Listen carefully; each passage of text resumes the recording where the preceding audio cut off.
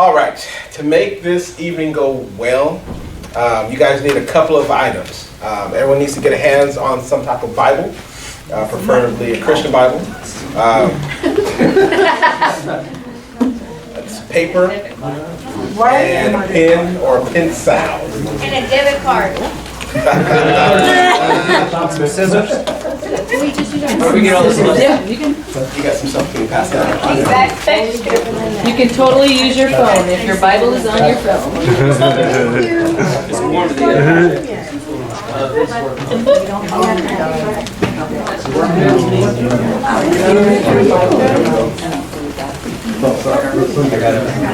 I need a sheet of paper.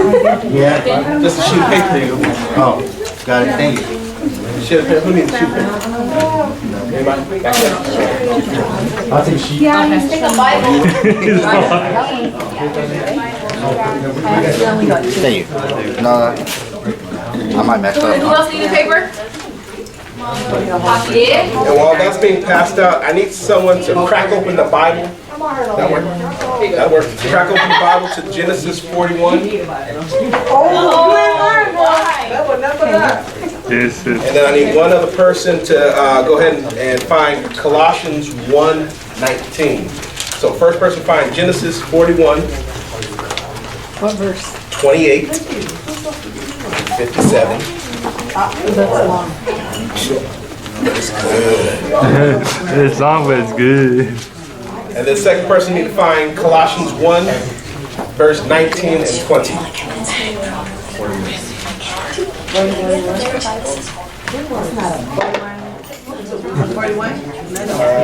41, verse 28, 57.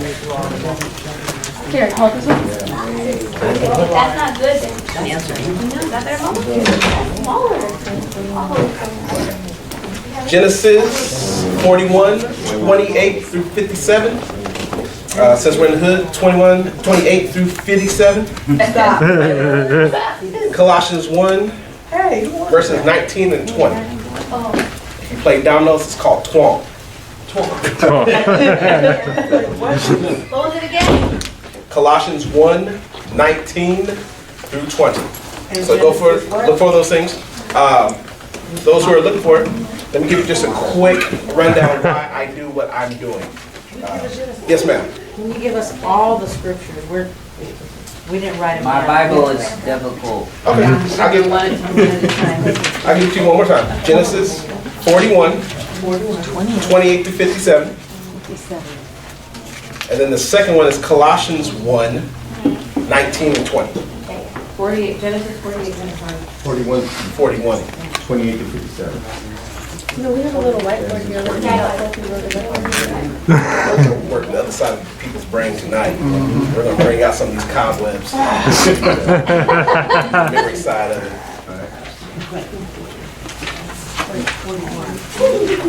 So I want to tell you the reason why I do what I do. About 6 years ago, my wife and I, we were ballers, shot callers, doing the thing. She was working full-time, I was working full-time. That particular year, we had 2 vehicles, 2 children, I'm sorry, yeah, 2 children. No, I take that back. We had 3 kids at the time. 3 kids at the time, and that year we made a decent chunk of money. We made close to $80,000 that year. Ooh. So yeah, we did real good. Real noise. That's noise. Problem is, at the end of the year, we couldn't account for what happened to that $80,000. And we're thinking, well, we didn't buy a new car, purchase a house. Right. Where did that money went? Where did it go? What happened to it? And to this day, as we look back, we found that it ended up Starbucks, Target, Burger King, Walmart, all these interesting places that love to suck our money away. So that's the problem. So we made $80,000 and have nothing to show for it. That year also, we struggled very hard between our relationship, our marriage, and our families. And that was a big problem because I couldn't stand Janelle, and Janelle couldn't stand me. So there was a lot of heated debates. we call it intense fellowship, as one would say. Passion. Hey man, I like that shirt, man. You go to Chowchilla? My buddy put it. Oh, okay. Kind of blessed me. Chowchilla. Sorry, squirrel. Sorry. So to continue on with the story, what are we going to do about this? This can't happen for the next year. So we started struggling by ridiculous means. PG&E had the 2-day pay or quit. We had no gas in the car, so we had to beg, borrow, steal for gas to put in our cars. We did everything. I mean, our bills were like eating us alive, and we're making $80,000. So that's a problem. So God set us down. Well, God forced us. Well, we forced ourselves in a position where we had to be humble. And what that meant was, you know what? PG&E has to get cut off. Huh? Well, Yeah, my PG&E got cut off. PG&E got cut off. Couldn't pay for it because I paid Target, I paid Walmart, I paid McDonald's, Burger King. paid Burger King. That's right. Car insurance lapsed. So car insurance lapsed. So therefore, the domino effect happened. DMV says, "Well, you don't have insurance. Okay, so we're going to fine you for not having insurance." So now we're riding dirty. Right there. Yeah, we're riding dirty. But yeah. So all these things were just happening, and we're making $80,000 a year. That's ridiculous. But then, by the grace of God, and a couple of people came surround us and say, "Look, you know what? It's not about the money you make. It's what your heart is during that time of the exchange of money." And what that meant was, we were about selves and not about our relationships to others, and our, more importantly, the relationship this direction here.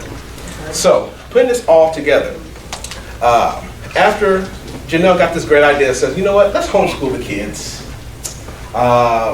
So now we're not paying for a private school anymore. And Janelle got this idea, "You know what? I want to retire." Okay?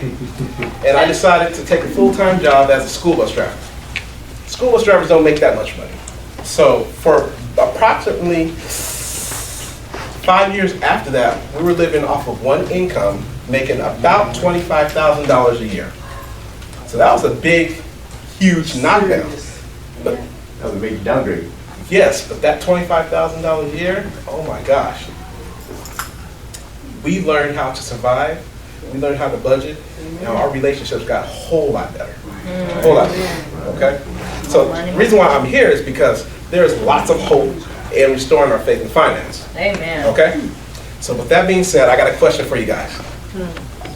You've heard this statement before, but I want you to answer the question for yourself. What is in your wallet? I heard dust. Allstate. I don't even need to carry one right now. You don't need to carry it. We heard the term, what's in your wallet? That commercial. The answer should be money, because I'm not giving away to all these things that are unnecessary or that hinders our relationship. So let's jump into this big happy thing. You guys remember the story of Eva and Isaac? Yeah. Can you recall the story of Eva and Isaac? From last week? Yeah, from last week. Oh, yeah. If everybody remembers. Somebody just start throwing out ideas from what happened. What happened? Eva and Isaac, they were a young couple. Parents divorced. Eva got married to Isaac. Yeah, Isaac my mama moved in. Yo, that's right. Yeah. Yeah. Lost Isaac the got a job job. at Robert Tito's. Yeah. Lost it. Had an attitude. Mama had to come move in. You guys remember that story now? yeah. That's some messed up stuff, ain't it? Talk about some drama. You got a question back there, I'm sorry? Okay. So can someone go ahead and read Genesis 41, 28 to 57? It is just as I said to Pharaoh. God has shown Pharaoh what he is about to do. 7 years, wait, how far? 57. To It's a 57? good little chunk. 28 to 57? Mhm. Do I need to read it? Yes, miss. Okay, sorry. Take your time. 7 years of great abundance are coming throughout the land of Egypt, but 7 years of famine will follow them. Then all the abundance in Egypt will be forgotten, and the famine will ravage the land. The abundance in the land will not be remembered, because the famine that follows it will be so severe. The reason the dream was given to Pharaoh in two forms is that the matter has been firmly decided by God, and God will do it soon. And now let Pharaoh look for a discerning and wise man and put him in charge of the land of Egypt. Let Pharaoh appoint commissioners over the land to take a fifth of the harvest of Egypt during the 7 years of abundance. They should collect all the food of these good years that are coming, and store up the grain under the authority of Pharaoh, to be kept in the cities for food. This food should be held in reserve for the country, to be used during the 7 years of famine that will come upon Egypt, so that the country may not be ruined by the famine. The plan seemed good to Pharaoh and to all his officials. So Pharaoh asked them, "Can we find anyone like this man, one in whom is the Spirit of God?" Then Pharaoh said to Joseph, "Since God has made all this known to you, there is no one so discerning and wise as you. You shall be in charge of my palace, and all my people are to submit to your orders. Only with respect to the throne will I be greater than you." So Pharaoh said to Joseph, "I hereby put you in charge of the whole land of Egypt." Then Pharaoh took his signet ring from his finger and put it on Joseph's finger. He dressed him in robes of fine linen and put a gold chain around his neck. He had him ride in a chariot as his second in command, and people shouted before him, "Make way!" Thus he put him in charge of the whole land of Egypt. Then Pharaoh said to Joseph, "I am Pharaoh, but without your word no one will lift a hand or foot in all Egypt." Pharaoh gave Joseph the name Zephaniah. How do you say that?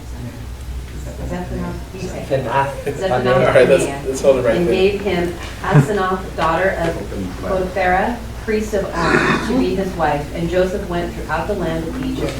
Joseph was 30 years old when he entered the service of Pharaoh, king of Egypt. And Joseph went out from Pharaoh's presence and traveled throughout Egypt. During the 7 years of abundance, the land produced plentifully.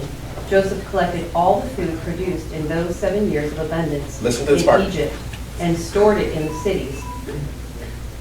In each city he put the food grown in the fields surrounding it. Joseph stored up huge quantities of grain, like the sand of the sea. It was so much that he stopped keeping record because it was beyond measure. Before the years of famine came, 2 sons were born to Joseph by Asenath, daughter of Potiphera, priest of On. Joseph named his firstborn Manasseh and said, "It is because God has made me forget all my trouble and all my father's household." The second son he named Ephraim and said, "It is because God has made me fruitful in the land of my suffering." The 7 years of abundance in Egypt came to an end, and the 7 years of famine began. Just as Joseph had said, there was famine in all the other lands, but in the whole land of Egypt there was food. When all Egypt began to feel the famine, the people cried to Pharaoh for food. Then Pharaoh told all the Egyptians, "Go to Joseph and do what he tells you." When the famine had spread over the whole country, Joseph opened all the storehouses and sold grain to the Egyptians, for the famine was severe throughout Egypt. And all the world came to Egypt to buy grain from Joseph, because the famine was severe everywhere. Thank you. So that's setting the stage for the rest of the evening. We heard the story that the word was given. There's going to be a famine. Something's going to happen. I need you to prepare yourself for the future. I'm going to give you 7 good years of harvest. I mean, your watermelons, your cantaloupes, your acorns, whatever you guys like to eat. I'm giving it all to you. But you got 7 years to do it. Because after that, I'm going to give you 7 years of some messed up stuff. So let's stop right there for a minute. So we've been told, or we know that we have to start this process called planning ahead for what we do with our what's the word I'm looking for? Our income, our growth, our resources, right? So we've been given that. Here's a good example. What happens on December 25th every year? Christmas. Okay. So how do we plan for Christmas? Start buying in August. Everybody wait till last minute. No, you're hitting it. But what's the problem with that? when you start putting things to the last minute, oh, you know what? Let me go take out another credit card. You know, let me go down to checking the cash and give me $250 in my pocket. You know what? Let me put a little something on it right now. I'll wait until my tax return comes and then I can pay it all off. That's a problem, right? Because now we're outside of who we are or what we normally do with our finances. So, as we know that December 25th comes around every year, what should be the process? I'm planning for that to happen. But the process from the beginning of the year to December 25th is, you know what? I need to put some money in my savings account. I need to start setting aside little chunks of change for something that's going to happen in the future. Because we already know something's going to happen in the future. You know, we're going to have some type of dead time. You know, busted tire, transmission don't work, city bus stopped running, so I got to get to cab. Something's going to happen. So we need to start the preparation process.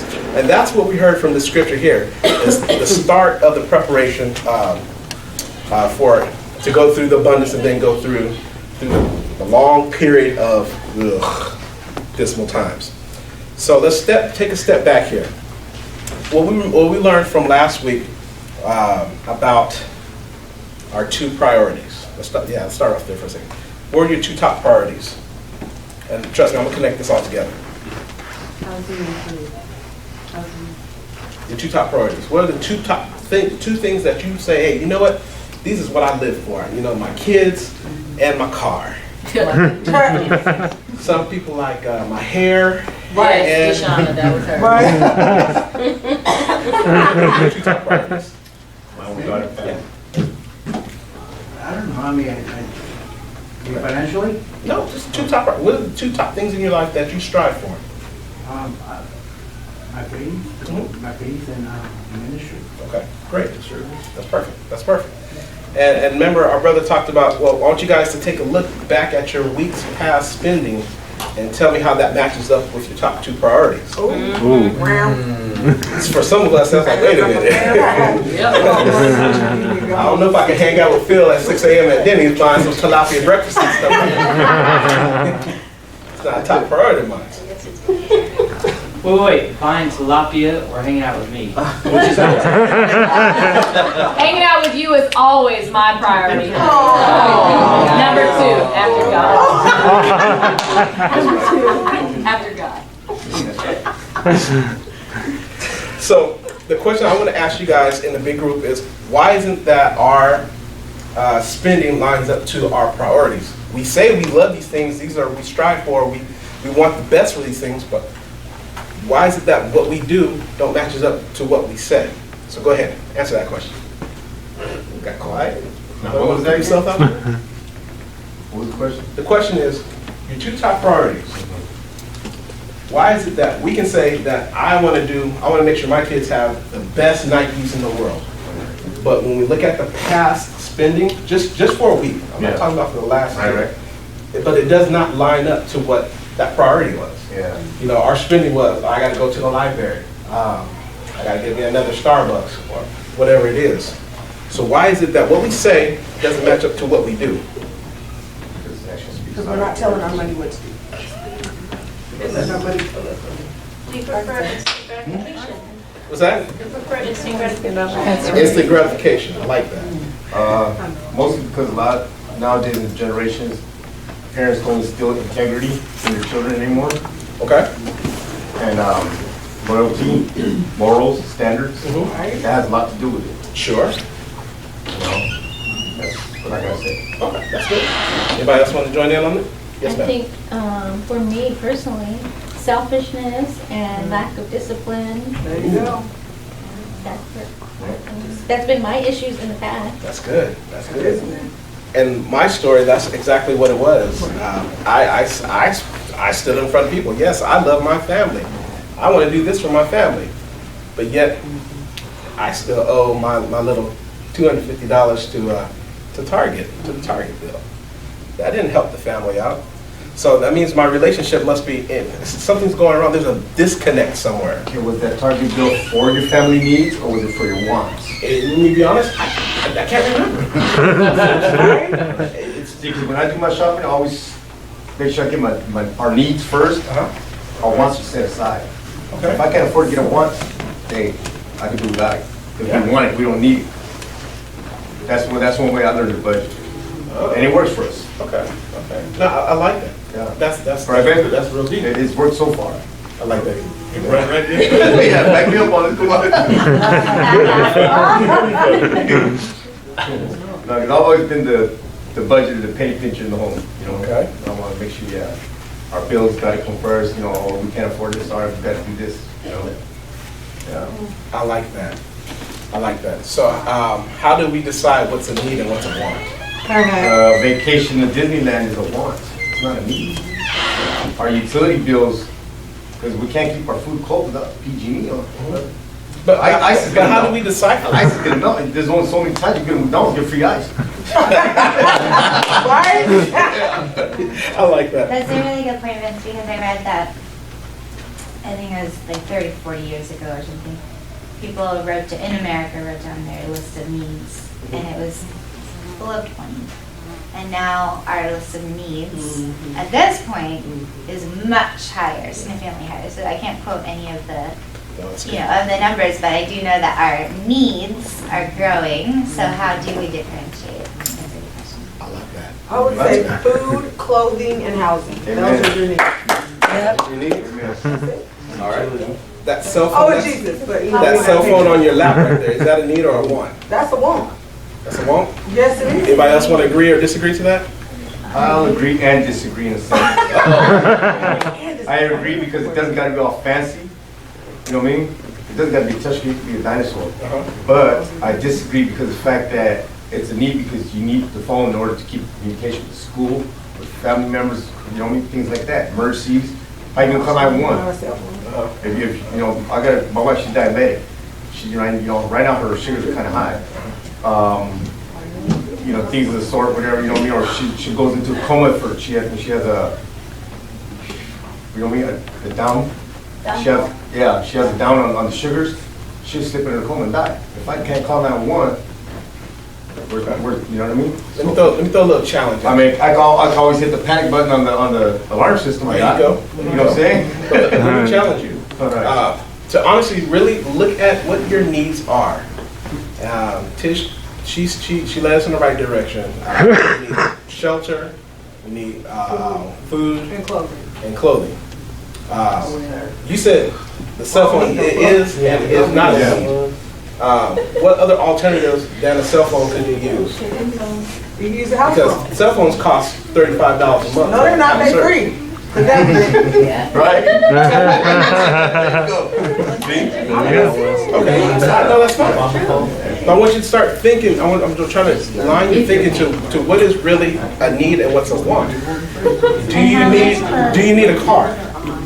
And now, No. No. I ride a bike everywhere, man. I usually do my walking or ride the bus. But is it a need or a want? It's the need. Cars. Depends on Car is kind of Yeah, it depends where you live. Depending on where you live. I mean, 'cause I could live up in Old Carson, you know what I mean? I could ride a mule, it don't matter. Sir? Okay, so basically, a need would be something that you require on a daily basis. Okay. A car that it's not a probably need. can narrow it down. You ride your bike. Say that again, your definition of a need? A need is something that you require on a daily basis. So maybe that. Like notebooks for school. Okay. So another hand over here. I guess, for me, it's interesting. I mean, do I need it? Do I need it to survive? Do I need it to thrive? Slightly different definition about what I need. There's really basic things I need to survive. And then there's another level of living for me that says, okay, what do I need to go beyond surviving to thriving? To where I am doing for myself and my community. So for me, it's kind of layered. So looking at it that way,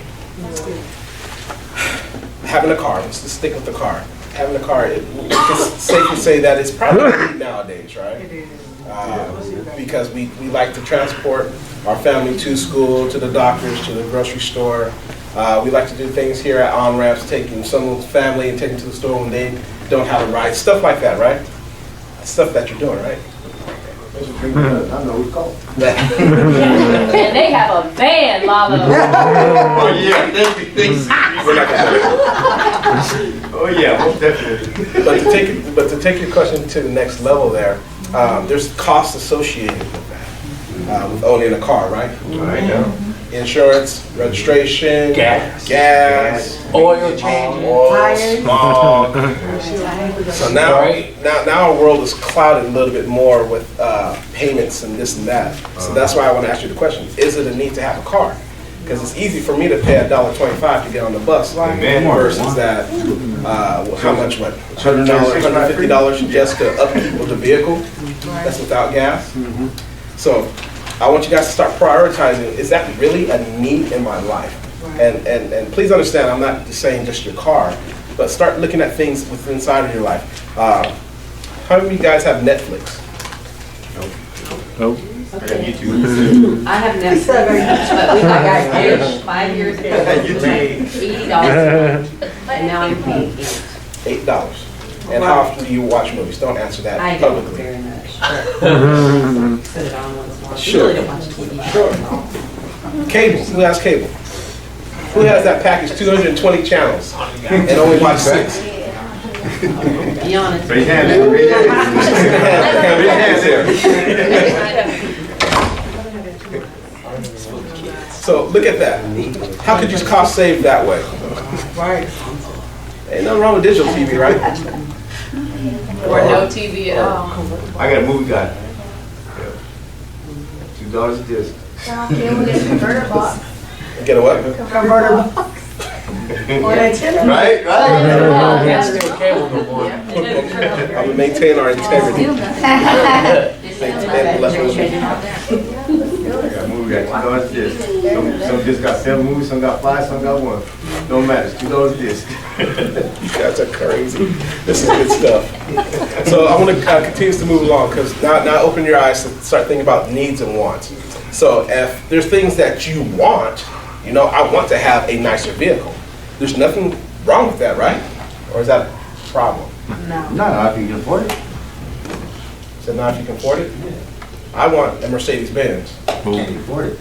Eventually. Right now, check this out. It's wild. I think that's. Without putting yourself in debt. Without putting yourself in debt. But is it wrong for me to have a Mercedes-Benz and I make $70,000 a year?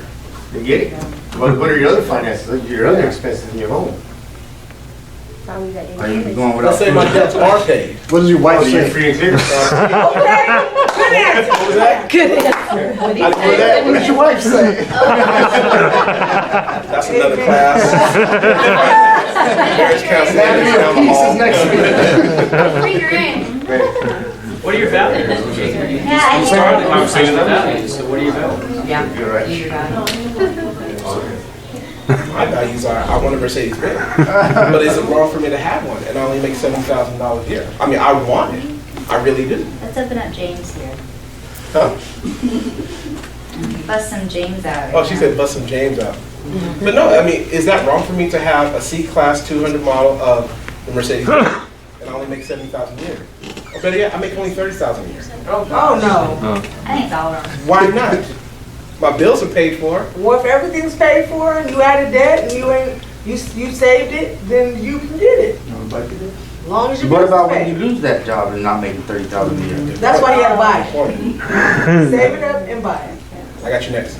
So what I always think about is that, I'm not really into cars, so that's not my thing, because I know some people are into cars and it's a good thing. And everybody's into Pure something. example. Yeah, everybody's. But I think about sometimes, why do I want that? What is that need in me Yes. that is causing me motives. to want whatever that is? Talk about Whatever it. it is. Usually when it's something material. Why do I want that? What is that in me that, you know, can I just drive a Hyundai? Or do I need to have a Mercedes? Like, you know, and I'm not putting you down that way or whatever. Do I need, whatever it is, whatever is in us, is if we do. And, yeah. Good. Did you guys hear that? I think media I think media, I'm older, obviously, than most of you in this room. What? And I can remember growing up, we never went out to dinner. We would go to Smorgy Bob's on a Sunday after church once in a while. My grandma would buy us, you know, the buffet thing. But there weren't any places to go. I remember when McDonald's came to town, that was like a big deal. And now it's just everywhere. I'm very guilty of that, just wanting to do something instead of going home and making food. And I just think that our world has opened up so much that it's like we become lazy in a lot of ways, and it costs us in many ways, lots of different ways. It kind of costs us.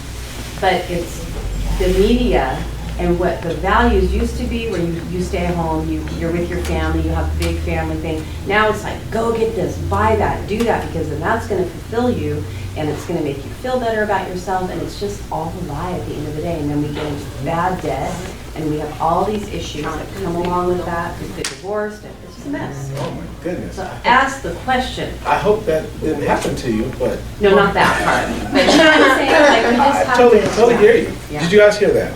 Yes. Do you guys believe that media, maybe just our culture around here, has a big influence on our needs and wants, or what states our needs and wants? Yeah, it's called advertising.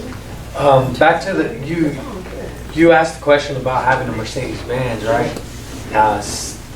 For instance, or not for instance, but just saying that, you know, you have all this debt paid, you're good to go, but you want a Mercedes-Benz. Now, why would we want to spend the money on a Mercedes-Benz when we can use that abundance of money for other things? Right. Right? Like if you got children, start a college fund. You know what I mean? Get your kids educated. If you ain't got children, but you Start a college fund for my kids. yeah, exactly, right? I mean, we're Christian, we're supposed to be looking out for one another. Yeah. Invest it into something, or even just save it and act like it don't exist. You know what I mean? But I have a hard time with wanting a Mercedes-Benz just for the sake of wanting a Mercedes-Benz, even if it is affordable. You can easily get a car that's just as reliable and even cheaper to manage and keep up with the oil changes and everything for way cheaper. You know what I mean? So it's really like evaluating future. Also, like he mentioned, what if you lose your job and you can't afford the payments anymore? So it's like those things. I just always think that there's another way around that instead of just purchasing. Well, just to, I'm gonna jump on that. Go ahead. well, just follow from that. We know emergencies are going to happen. Like something's going to happen to the car. The fridge is not going to last forever. You know what I mean? Things are going to fall apart in the house. Kids are going to need new clothes, and so we know those things are coming. But we act, or I at one point would act like, just deal with it when we get there. Yeah. So true. Yes, and I think it's hard for me not to jump in. I feel like when I think about these conversations, so you led us in this Genesis passage tonight, right? This Joseph passage. The idea is 7 years of famine, the whole deal, and he goes and gathers up all the produce that's being grown, puts it in a storehouse, right? In essence, in that moment, right, Pharaoh becomes very wealthy, because he has all the stuff from over all the land. The question is, this is my issue that I always raise with Joseph, is what does he do with all that wealth now, right? Well, what he does is he ends up charging all the people who grew the food to come buy the food back after he took it from them. And so it's a nasty little deal. Yeah. And they end up selling themselves in order to just eat. Sure. Yep. This is how the people of Israel end up in slavery in Egypt. Is that very story right there? And I know we don't read that very often because we always think that Joseph's a hero, but Joseph sold the whole nation into slavery. So in that very story. So for me, when I read that and when I think about this question, I'm always thinking about often, and I don't want to put too much of a damper on it, but I'm always thinking about, man, if I don't spend $55,000 on a vehicle. Like, instead, I spend $23,000 on a vehicle. Or instead, I buy a used vehicle and I spend, $13,000 on the vehicle. I'm like, that's a difference of $40,000. And I'm asking myself, like, who could I help with $40,000? $40,000 make a difference in anyone's life. You know what I'm saying? And this, to me, it's a stewardship issue. To me, it's an issue. It's the same conversation as it relates to foster children, as it relates to children that are born without any parents. You say, well, there's a child. And you say, well, I have the ability to adopt, and I don't. And yet there's a child that needs parents, right? And so in the same way, I'm just going, there's like 40 grand. Like, there are people whose lives would be radically changed today if they had $40,000. So my issue, I guess, with my professional athlete friends, and folks like that, and like just wealthy, I struggle sometimes because I'm like, you spent $2,000 on that suit. Right. I'm like, who cares if you show up wearing a $2,000 suit or some regular? So I'm just sort of like, I'm like, if you adopted a family, and your check every month is like $30,000. You know what I mean? Like, if you adopted a family, like, and gave them $30,000 a year over 12 months, like, their lives would be changed. Yeah. Instead, like, we just sort of like spend stuff because we have it. It's hard for me. I struggle with it. And it's something I wrestle with. We try to steward what we have as well as we can, help as many people as we can. And that's a great point, Phil. It doesn't matter if I want this, $50,000 vehicle, just bring it down to a level of, I'm late for work. I gotta get the kids up. I didn't cook breakfast, but I gotta stop at McDonald's and get them something. That's enough, right? And over a period of time, we get comfortable. Okay, I get the kids this today. I'm not gonna worry about dinner tonight because pizza tonight. So, we'll worry about it when we get to it. It's that thinking, that mindset, which you just described about the athlete, is something that plagues us all right now. And it's a situation where this is where we take this deeper look at ourselves, and that's why I ask you these questions. Is it a want? Is it a need? Yeah. What makes it a want? What makes it a need? Yeah. Can I have this? I want this, but in good conscience, can I do this? Yes, ma'am. And I think everyone has a sorry. Go ahead. The Lord speaks to everyone in a different way. And I was thinking, just sitting here thinking, I know someone who has a really nice vehicle, and they're very generous. Yeah. Very generous. Yeah. And they are debt-free. And they've been very, very wise in how they plan their lives. Stewards, yeah. And I think about them sometimes, and I think, there's no judgment there, because I know how they live. So we have to be careful there also, because there's, we don't always know what that is. I still think we have to, just as, like Phil said, as good stewards of what the Lord gives us and He blesses us with, whether you make $100,000 a year, or you make $30,000, or you make $12,000. 0,000. Whatever you have, what can you share? How can you lift someone else's burden? How can you do that? I think that's really important. I want you to pull that thought, because we're going to talk about balance. I was just going to say, I always ask the question too, is this a cultural lens? This question is so cultural. We're looking at this through our American lens. And I remember talking to a missionary friend who's a pastor who went to another country, and there was a pastor's gathering. I'm not sure what country it was, but one of the pastors brought his mistress. In our culture, that is the biggest no-no, right? So this is a pastor's gathering, and so he asked about it, and they said it would be the same if you brought a nice car.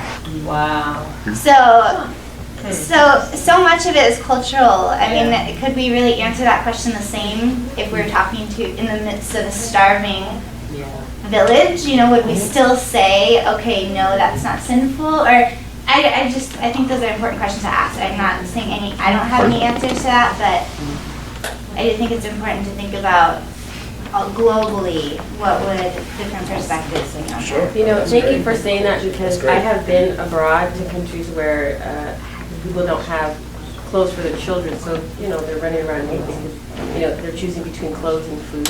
Right. And so I always struggle with, because someone doesn't have, should I not have? Does it help the other person? It could. It could. So I think it goes back to context about what are you doing with what you have and how are you stewarding it, because if somebody else doesn't have clothes, then maybe I should wear the exact same outfit. I should have one t-shirt, one pair of jeans, wash it every day. Why have two outfits when someone's naked? Because maybe I share my clothes with people. You know what I'm saying? It's like, it's so contextual. And Sounds like radical Christianity. I don't know, for me, it's very contextual. It's not a clear cut, is it wrong to have a Mercedes? Well, if you have a van and you're taking a heck of people to church and you got a donate or you got a good deal on it, you're debt free. Yeah, ride in a Mercedes. Yeah. And pick up all the children for church. Yeah. Are you using it for God's glory? I didn't say all that. Are you using it for I have a God's question. Sure. You know, Are all rich? If you're rich, does that mean you're evil? No. No. First, we have to define rich. Unless Are we you're Donald Trump. define rich as in financially rich, or we talking about, you know, culturally, family? No, friendship? financially rich. Okay. Meaning having life. No. Bother. No. Does that mean you're evil? No. No, the love of money. No, it does not. Money is evil. Loving the money, loving that. What do you guys say about that? I mean, being rich, does that make you evil? No. Rich people. Oprah gives away stuff all the time. Sounds good. Oh, where are we on the scale? That's fair. Now, did you have a question? We all are. No, I just wanted to share something at the end, testimony, Okay. about the class. Okay. Well, I want to keep on the topic of Mercedes-Benz, because you guys hurt my feelings about the Mercedes-Benz. I'm sorry. Yes, ma'am. Well, I think, you know, the desire to have a Mercedes-Benz, to me, in my eyes, it kind of sounds like more like we're thinking in the immediate need and want versus long-term planning and long-term needs that have to come up. Because I'll just give you an example, like, I've had to learn financial planning. Nobody taught it to me. I had to learn it the hard way, and I'm still learning. I'm coming out of stuff, and in looking at where my dad is at, oh my gosh, I'm learning that to put a senior citizen somewhere, it can cost $5,000 a month. And in my mind, like, who has that? And then I'm like, okay, who prepares for stuff like this? Oh my gosh, we have to come to a place of preparing ourselves. Yeah. You know, and I wish I had learned it a long time ago, but I'm glad and blessed that I'm learning it now. Yes. So I can do things differently now for the future. You know, and gosh, I'm like, wow. You know. It's amazing. It's amazing. You know, I grew up probably similar to most of you guys, that my financial planning, financial literacy came from my grandmother, my grandparents.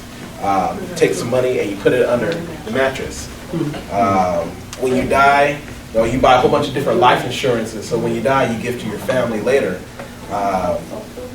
You don't talk about your finances in front of other family members. And that's how I grew up learning financial literacy.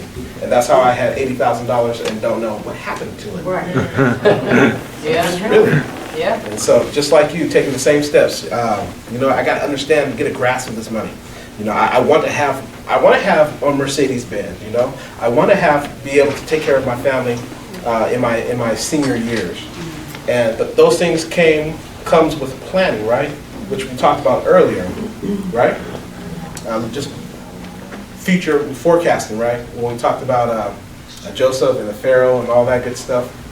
So, moving along, I love that. That was really good. Moving along to, well, how do I get a Mercedes-Benz? Save.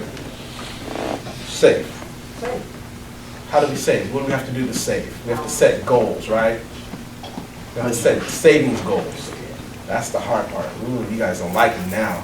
You guys got frown lines. See what my Taco Bell. I'm sorry, I didn't hear you. Save 10, you give, 10% to the church, you give 10% to your, pay yourself, and then, live off of the rest. And live off the rest. That is the basic right there, basic start to your savings, how to save and how to goal plan. So, what if you don't have a savings? How do you get a savings? It's really hard. If you never did it before, right? So I'm gonna give you a couple of tips. Bank account. And this is gonna be for you. It's for free. I ain't gonna charge you for this. Stop. If you make $24,999 or less, your savings goal is going to be $500. And we're going to do a short-term goal. Short-term goal is anything that's less than 2 years. So you're going to strive. If you make $24,999 or less, you're going to strive for $500 just for your savings. A year? A year? A month? No, your goal, your short-term goal is Oh, just short. to get to that To get to that point.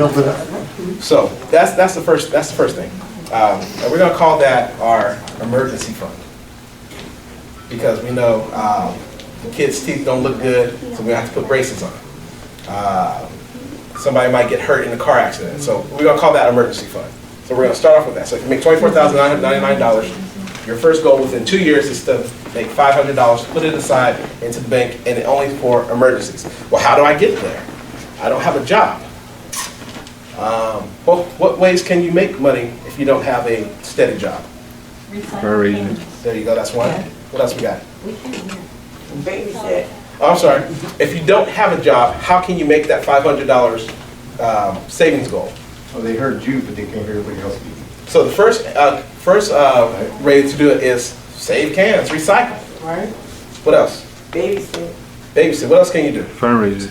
Huh? Fundraising. Fundraise. GoFundMe. I like that. What you got? So make stuff and sell it. Okay. Crafts. Selling your crafts. Great. So, Tamales. Tamales. Tamales. That's right. Food stamps. Tamales. Get the masa. Yeah. Get the chicken. Get the sauce. She come down my, Make some tamales. every Thursday she come down my street selling tamales. What else? What's that? Your rebates. Oh, yeah. Oh, your tax return? Your rebates. Rebates. Like if you Use get a coupons. rebate, and sometimes you get a coupon. Yeah, mailing Oh, rebate, yeah. manufacturer Instead of rebate. Okay. Got it. Using it, just. Yeah, actually use it, actually put it to use. A lot of people don't. Rebates. Okay. You got one. What you got? Go mow some lawns. Who? Mow some Used lawns. to go mow That's lawns when we Mow were money. When we need money Ceiling for pavements. food. I go mow somebody's Penny lawn for pinch. $5, $10, and go get some food. Another one back there. I was looking to save money, like stop buying stuff you don't need, like you don't have to have Starbucks every day. Oh! Whoa! Now you're hating. I'm saying, You don't want to hear what I'm saying. I'm only saying that's what I did. Like every day I was looking to see, I was buying sweet teas at McDonald's. Do I really need that? So that's like $20 I saved just by stopping to buy my tea at McDonald's. Like seriously, Sir. if you really want to save. For some of the ladies here, do we really need to dye our hair? Yes. Really need them $50 weaves? All these ladies about to get So I just made you guys $500. Right there. Just like that. But the thing is that we have to plan for this, right? So we might have to give up some of our wants.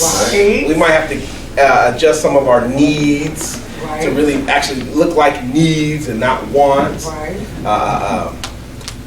Before we get on the city bus, we can't stop at this little liquor store and get us a bag of chips and some Right. gum and a Slurpee. Ooh. Did I speak to somebody? Why are you hiding your face back there? And I had a lot of stuff out, gosh darn it. But okay, let's That's flip what the we script. Let's flip the script a little bit. Say, Vince, I have a job and I make $25,000 or more. How can I save? Well, same thing. Except for if you make $25,000 or more, your first savings goal, short-term savings goal, is going to be $1,000. Okay, $1,000. your income can support $1,000 being tossed aside for emergency savings. Well, how can you make that? If you have a job, how can you make $1,000 within 2 years? Pay yourself. $1,000 in 2 years? Mhm. Just pay yourself. Pay yourself before you spend it on something else. Yeah, pay it like it's a meal. Disconnect the Netflix. Netflix, gone, all right? Sell $8. some All stuff the you extra don't need. stuff. Sell some stuff, boom, another In-app $100. purchases. What's that? Cut out them in-app purchases. Like what? Like, Redbox, gone. no, in-app. You know, like, you got Candy your Crush. Candy Oh. Crush. You got all kinds of stuff on the phone. You Yeah. don't need to be paying. So just get a regular smartphone instead of a Get a Samsung Samsung Galaxy Note 4, Note 5. Exactly. You know what I'm saying? Yeah. Okay, what else? And if you're working, of course, stop going out to lunch. 'cause Ooh. That's about 12 All right. Bring your lunch to work. Vegetables and fruit. I've been telling What you. else? What else? There's more. Kids in football Wait, what? or like in sports and That stuff. could You be gotta payout. really pay for it. So send your kids to Saturday sports. Right there, Free. free. Instead of paying $200 for the season. What else you got? Let's talk about your kids. Do your kids need brand new clothes for the start of the school year? Nope. When they perfectly fit the same pair of jeans You know what I'm saying? before school They don't. started? You know another way to do it? Another way to do it? Take your kids to work in the fields. They can learn true meaning of $1. Okay? You know So what I'm saying? pimp out the kids. Got it?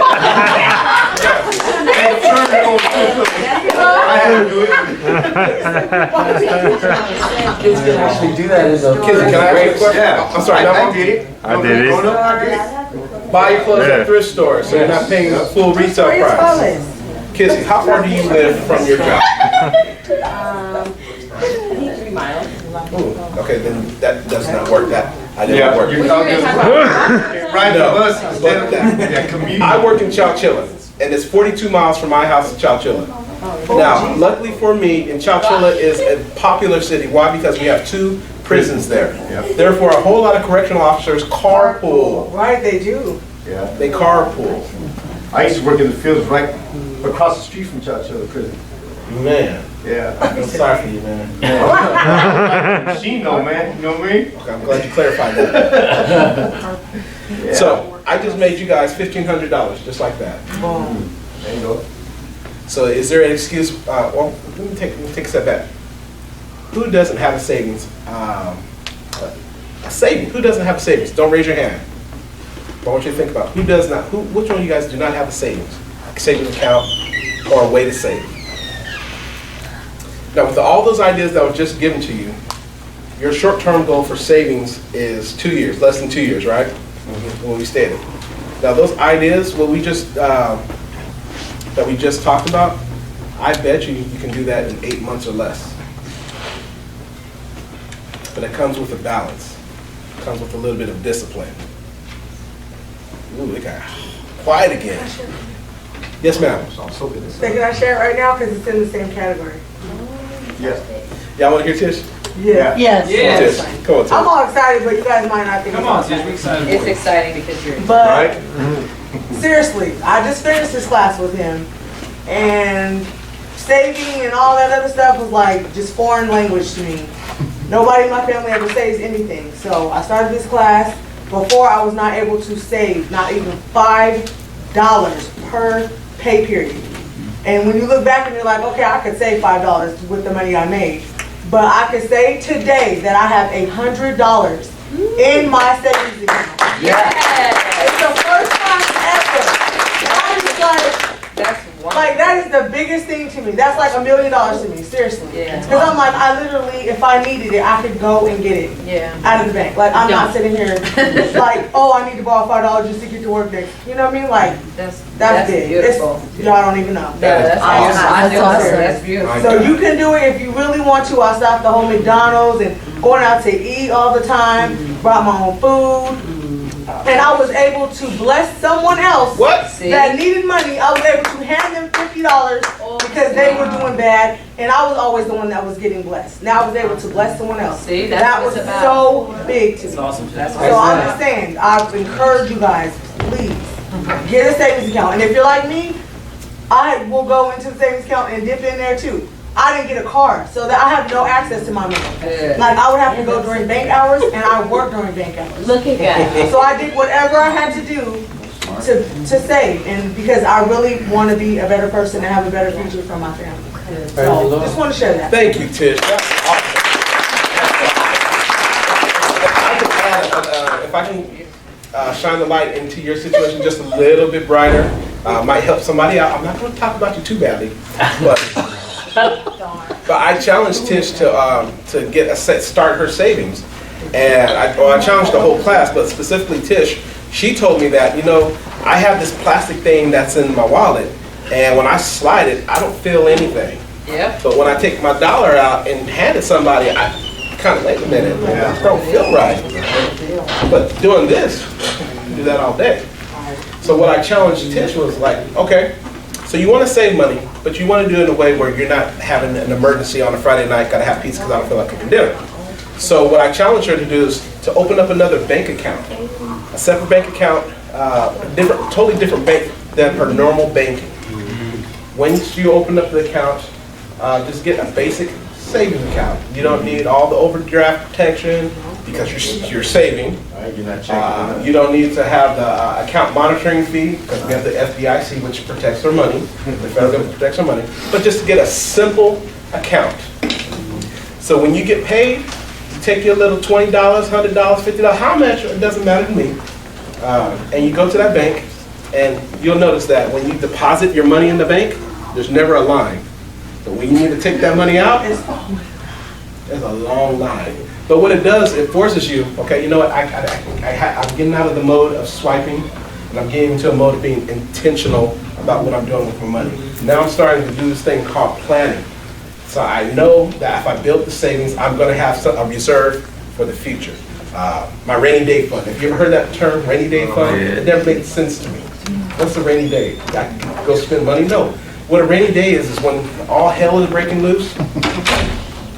You can use your finance as a tool, along with prayer, to cover to deal with that hell that's going on in your life at that time. Interesting. So I talked about this earlier, about planning for this. So, to conclude this part of it, what are your goals to save?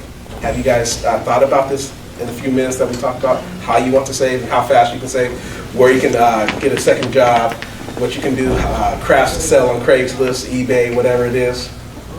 Have you thought about that yet? I like you two. You two are focused. I love this. They're like, you know what? Honey, when we get home tonight, we're going to plan something. I love it. I love it. They have that look in their face. So earlier we talked a little bit about balance. So we talked about that we need to save some money, right? And I also told you guys that, well, I want to buy me a brand new Mercedes. So it's okay for me to spend money? Is that really what you want? Yes, it's okay to spend money. It's okay to spend money? Yes. I mean, I'm Reese, you know. Yes, there is a budget line item. There's a line item on our budget for soul care, and we spend money on ourselves so we don't go crazy. Yes, we do. And everybody benefits from soul care line budget on Phil and Reese's budget. Yes. So you're saying it's okay to spend money? In a minute. Okay. Absolutely. And the Bible is full of scripture that tells you that your good pleasure is to, He wants to bless us. Yes. He says, I come that you may have life and have it more abundantly. And that includes Mercedes and stuff like that. I can have a Mercedes. Yes, you can. Everyone has a different thing. And be a good steward and bless people back. For God's glory. You know? But there's nothing wrong with having a Mercedes. Okay. As long as it's done. There's nothing right wrong way. with it. In a balance, right? In a balance. In a balance. I was thinking, mine is and not if a I Mercedes, plan it's not a right, car, not but you know what I love? prepared. I love a mocha from Starbucks. Is that okay Whenever to they bring spend? Starbucks, I'm like, Every day. Can I buy it every day, or is it okay if I just, treat couple myself? times a week, if I go through. No. I'm trying to ask a question. Is it okay to do it every day, make it religiously, even though I don't need it? But it's okay, can I have it once a month? I need. every other week, something. It depends on, yeah, it's kind of good for me. But that's a whole Depends on your nother- situation. So far we talked about two things that have to be in balance. We have to have our savings in balance, and then we have to have our spending in a balance. Yes. Think of a scale. You know, if you spend all your money, don't have much to save, right? And then rainy day happens, car breaks down. But then if you put it in a balance, you can survive, right? Has streets made of gold. I was just gonna say really quick, you can also, through your bank, you can have an automatic transfer. So I have $25 a month that comes out of my checking into my savings account, so I don't even see it. So you could be $10, it could be whatever you can afford out of your budget. And so that, it maybe just goes in there, and pretty soon it's. And you're not wasting gas going to the bank. Yeah, I'm saying. To walk, right? All right. So let's talk about the other piece to it, then I'm gonna let you guys go. Give me 5 minutes, I'm gonna let you go. Some of y'all who went to Baptist church, but I understand what that means. That means we got 2 more minutes. 30 minutes. So the last key is, well, first we talked about we gotta have a savings. So we gotta save some. And then we gotta put in a balance of spend some. Yeah. And then the third part of this equation is that we have to give some away. Well, that's the important part. Remember how you guys were telling me and yelling at me and fussing at me because I wanted my Mercedes, but I wouldn't pick up the little Johnny in them? Or how's it that I can have a Mercedes and these kids are hungry over here? Or how's it that I can have a Mercedes and justify to myself, or justify that that it's good for me, but y'all got to get your own somehow, some other way? Well, this is where that give some comes into play. There's to be a complete balance of all the 3 S's is, what does it look like? This sister is hurting, and I know that I can relate to her. So you know, hey, let me take you out. Let's go sit down at Starbucks. Let's talk about this. Developing relationship. Isn't this what we're called to do? Right. Isn't this what happened in the Acts? In the Acts church, was that they had that relationship. You know, if I got it, you got it. If I can't get it, you don't need it type of deal. I'm sorry. I'm like Jessica, I grew up hood, all right? Right. But that's a key part of it. We have to have that in balance too. You know what? Whole life giving. You know, for instance, like this place here, On-Ramps rents this place. And this is a great meeting spot, right? But as we give to On-Ramps, now we have a place that has lights, air conditioning, place where we can minister, place where we can come for rest. You know, you guys were okay with spending, but now when it comes to this, why you guys get quiet on me again?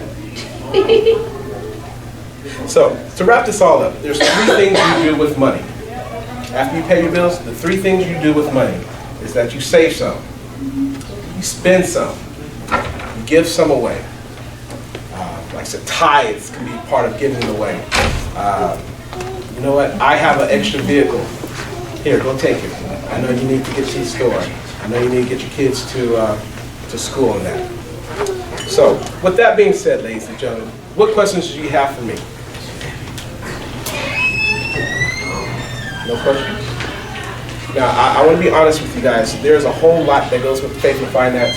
I want to give you the quick rundown that we do talk about how to manage debt. The way we manage debt, that we teach you to manage debt, is that we pay our biggest, we pay our bills smallest to largest. Right. So if you got a $40 telephone bill and a $20,000 student loan bill, pay that small bill first. But this has a less interest, and this is more interest. It doesn't really matter. You pay your small bills off fast, the first, because what that does, that gives you momentum. So you know, now I got extra $40 to play with. Now let me go tackle that $100 bill. All right, now I got tackled that $100 bill. Now I got $140. And you see how your snowball is growing and growing. And by the time you get to that $20,000 student loan bill, I'm ready for you. I'm gonna take you out. It's no problem. So we talk about managing debt by starting with our smallest to largest bills. Then we also talk about types of banks, difference between credit unions and types and traditional banks. And then we also talk about leaving a legacy. And leaving a legacy basically is when you pass on, what you're going to pass on to your children and your children's children and your children's children's children. So my word of advice is for all the adults in here, please write a will now. If you don't know how to write a will, come see me. I'll get you guys connected to where you can create and write your will. Because when you're dead, do you really want people fussing on where the money goes? No. Now, I'm gonna tell you right now, you gonna get some money, you ain't gonna get nothing. But that solves a whole lot of problems, just relationship within the family. So, if you guys are interested in taking Faith and Finance for the whole 12-week course, it's gonna come January class, I believe? Yes. January Yes, class. So. Any questions? Awesome. Thank you.